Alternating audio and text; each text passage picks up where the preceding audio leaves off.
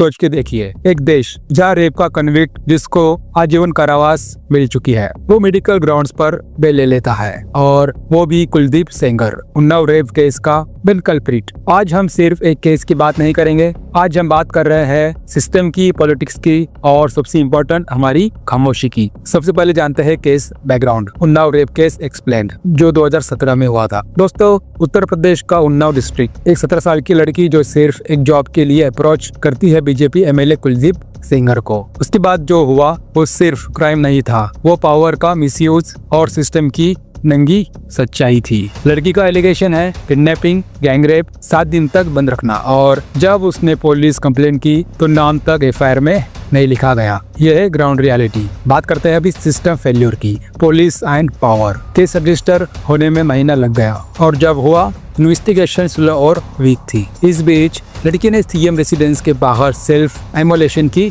कोशिश की। उसके बाद ही मीडिया और देश का ध्यान गया। मतलब सवाल ये है, अगर वो लड़की खुद को जलाने की कोशिश नहीं करती तो क्या जस्टिस मिलता? कार क्रैश मिस्ट्री, एक्सीडेंट या प्लानिंग। जुलाई 2018 में विक्टिम एक गाड़ी में ट्रैवल कर रही थी। सडनली ट्रक ने टक्कर मारी, दोनों आंटी की मौत हो चुकी जगह पर ही, lawyer severely injured, victim critical condition में। फैमिली का एलिगेशन है ये एक्सीडेंट नहीं, प्लानिंग थी, सबूत को मिटाने के लिए। सीबीआई अभी भी इन्वेस्टिगेट कर रही है, और फिर भी कुलदीप सेंगर ने सब डिनाई किया। Father's death, another dark chapter. दोस्तों, विक्टिम के फादर बिटन एलिगेटली बाय कुलदीप के ब्रदर। उल्टा फादर को आर्म्स एक्ट में जेल भेज दिया गया और कस्टडी में डेथ हुई। इसको क्या बोलेंगे, एक्सीडेंट या सिस्टमेटिक हरासमेंट? कोर्ट वर्डिक्ट आजीवन कारावास। Delhi trial court, life imprisonment, 2.5 crore compensation, case under POCSO act. Court ने माना सर्वाइवर माइनर थी, क्राइम एक्सट्रीमली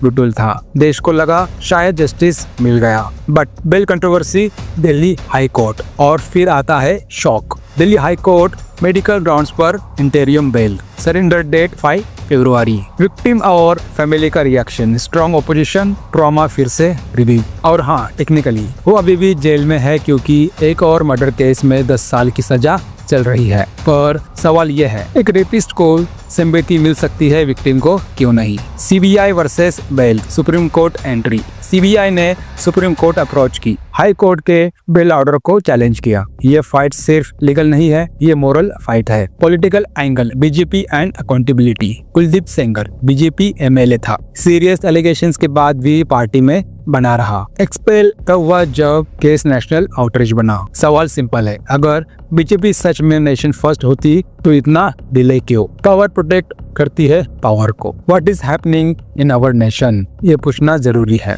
आज इंडिया में विक्टिम को प्रूफ देना पड़ता है, अक्यूज्ड को प्रिविलेज मिलता है, पैसा, पावर, पॉलिटिक्स सब शील्ड बन जाते हैं, और आम आदमी बस सोशल मीडिया पे 2 दिन गुस्सा।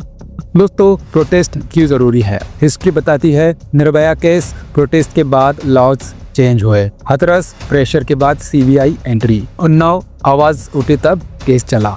अगर हम चुप रहे तो जस्टिस रूटीन बन जाता है। Voice of resistance good sign है। आज भी कुछ टीचर्स, कुछ एक्टिविस्ट, कुछ जर्नलिस्ट, कुछ यूट्यूबर्स जैसे खान सर और कुछ लोग जो खुल के बोल रहे हैं, ये एक पॉजिटिव साइन है। मतलब देश अभी भी जिंदा है। Shameful supporters, hard truth. लेकिन जो लोग कुलदीप सेंगर को डिफेंड कर रहे हैं, विक्टिम पे डाउट कर रहे हैं, पॉलिटिकल कॉन्स्पिरेसी बोल रहे हैं, उनके लिए एक ही शब्द, शेमफुल माइंडसेट। ये सिर्फ करप्शन नहीं, ये इम्यूनिटी का वैल्यू है। जनता ही पावरफुल है, बट सच ये है जनता ही सबसे पावरफुल है। और प्रॉब्लम ये है, गलत लोगों को चुन लेते हैं, रिलीजन, कास्ट, इमोशन में वोट दे देते हैं, और बाद में भुगतना पड़ता है। जो दिखता है वो होता नहीं। Final conclusion. दोस्तों, मैं ये नहीं कह रहा कि हर बीजेपी मेंबर गलत है, पर मैं ये जरूर कह रहा हूँ, अगर सिस्टम सही होता तो उन्नाव जैसा केस होता ही नहीं। जस्टिस का मतलब सिर्फ वर्डिक्ट नहीं होता, जस्टिस का मतलब होता है विक्टिम का dignity, fearless system, equal law. अगर आपको लगता है ये गलत है, ये इनजस्टिस है, ये सिर्फ उन्नाव का केस नहीं, पूरे देश का रिफ्लेक्शन है, तो वीडियो को शेयर करो, कमेंट में अपने आवाज उठाओ, और याद रखो, देश तब बदलता है जब जनता चुप रहना बंद करती है। जय संविधान, जय हिंद, जय भारत।